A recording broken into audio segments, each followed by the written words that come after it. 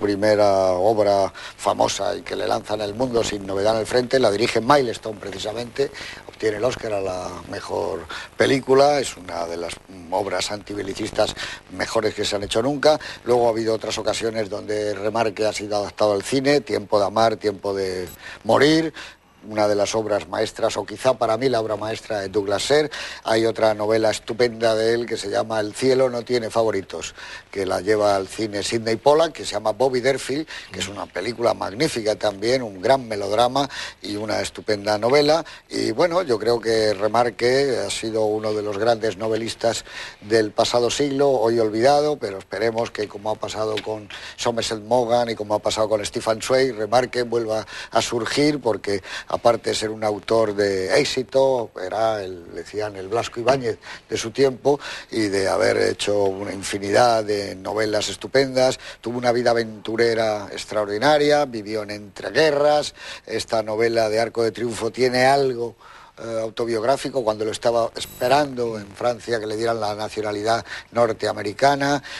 Conoce a Paulette Goddard, la actriz, se casa con ella, en fin, es una vida realmente apasionante. Esta es una novela que da una película triste, con una enorme melancolía. Recuerda un poco Un corazón en peligro de Clifford Odess.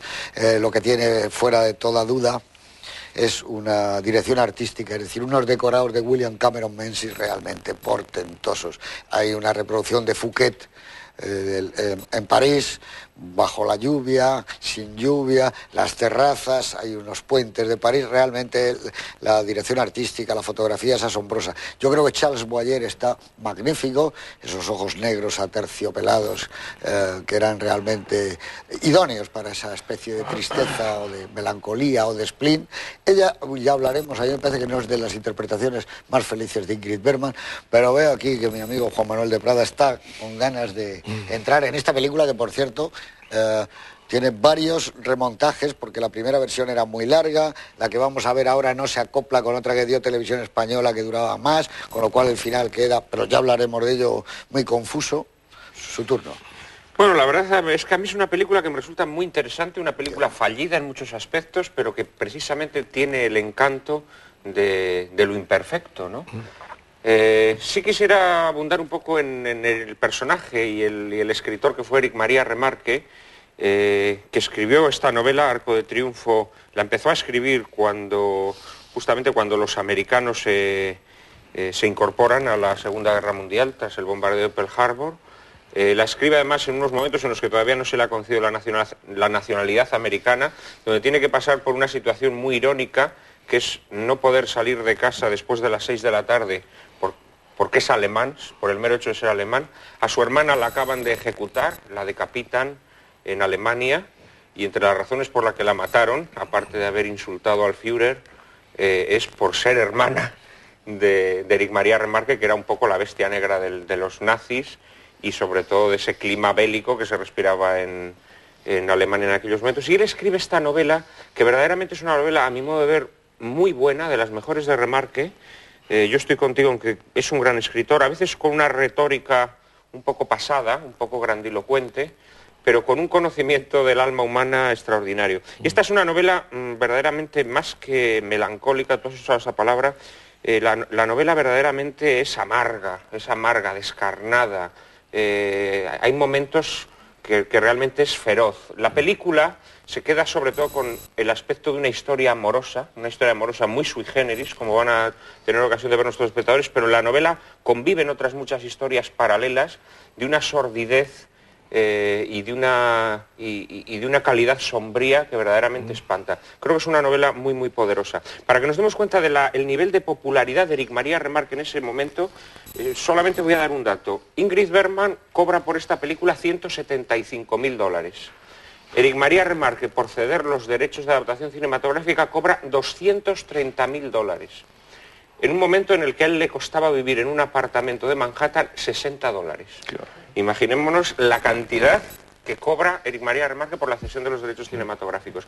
La novela está escrita pensando en Marlene Dietrich. El personaje de Jan está inspirado en Marlene Dietrich, con quien él mantuvo una relación amorosa muy, muy fuerte. Tú no lo has mencionado, pero él entre los años 38 y 41, según algunos biógrafos, otros lo alargan hasta el año 43, mantuvo una relación adulterina, además, porque Marlene estaba casada, y que a ambos les dejó una huella muy importante. De hecho, Marlene en su casa, hasta el día de su muerte, tuvo 3 retratos en su casa. Uno de Hemingway, otro de Jean Gabin y otro de Éric Maria Remarque, a quienes consideraba los 3 grandes amantes de su vida. Éric Maria Remarque, en los años de su vejez, estaba obsesionado con que Marlene Dietrich no diera a la prensa una colección de cartas torrenciales, amorosas, que él le escribió, y curiosamente luego Marlene ha muerto y esas cartas nunca se han publicado. Sería muy, muy bonito e interesante que se publicaran. El personaje está muy basado en Marlene, y yo creo que Marlene efectivamente hubiera sido una mejor Joan para esta película que lo es Ingrid Bergman. La película es muy azarosa, tú dices, desde el año 48, se empezó a rodar en junio del año 46, con un presupuesto de $5 millones de la época, presupuesto que se rebasó.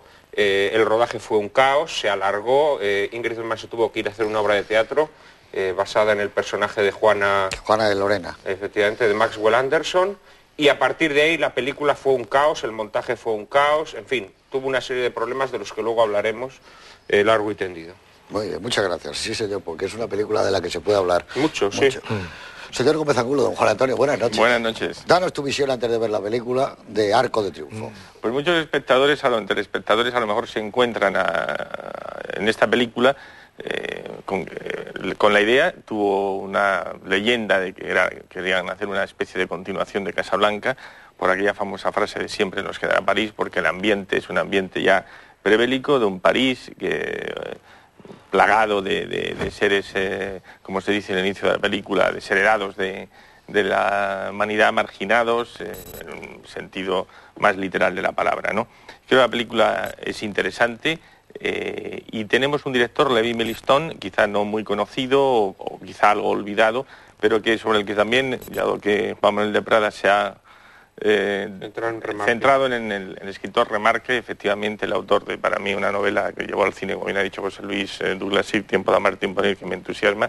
Hombre, algunas curiosidades que, si no recuerdo mal, Levi Meliston es el primer ganador de un Oscar en la ceremonia de los Oscar. Él tiene dos Oscar en su carrera, el primero con Hermanos de Armas y el segundo con Sin novedad en el frente. Y luego fue nominado otras 2 veces al Oscar, una de ellas compitió nada menos que con Lo que el viento se llevó, me parece que era con una adaptación de una película con una novela de John Steinbeck, la película se llamaba La fuerza bruta, sí. Y en fin, ha sido finalista en los Oscars 4 veces, estamos ante un director que tiene una filmografía amplia, quizá a lo largo de la década de los 30 y de los 40 es cuando nos dio sus mejores producciones, y en consecuencia la película se sigue con un gran interés, dado que nada menos que Ingrid Bergman, Charles Boyer y las apariciones de Charles Laughton ya de por sí lo merecen.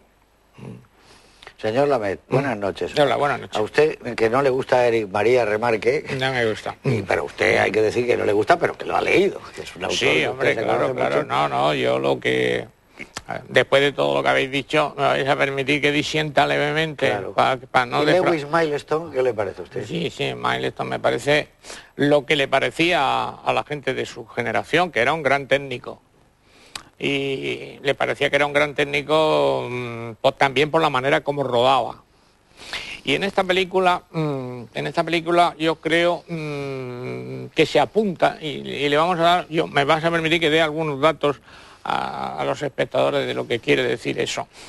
Yo tengo la sensación, por la copia, que Milestone presumía de gran técnico. Había en España un fotógrafo espléndido, maravilloso, tú te acordarás de él, que era Gerner, que fue el gran padre de todos los fotógrafos españoles después de la guerra, que no usaba fotómetro y ponía la mano delante de la cara de los actores. Con lo cual creaba una sensación de misterio absoluta. Este hombre es un mago de la fotografía. Milestone hacía también eso. Milestone rodaba en un orden que nadie entendía prácticamente lo que estaba sucediendo. Y yo sospecho que incluso hacía los primeros planos antes de hacer un plano general.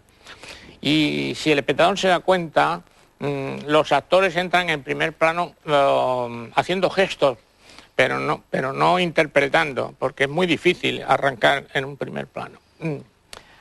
A mí me parece esta película una cosa... Hay un viejo libro, un viejo manual de de técnica cinematográfica de Eugene Bale, que dice una cosa que yo creo que viene muy bien a esta película. Dice, el espectador no ríe y llora porque un actor ríe y llora en pantalla, ríe y llora por la historia.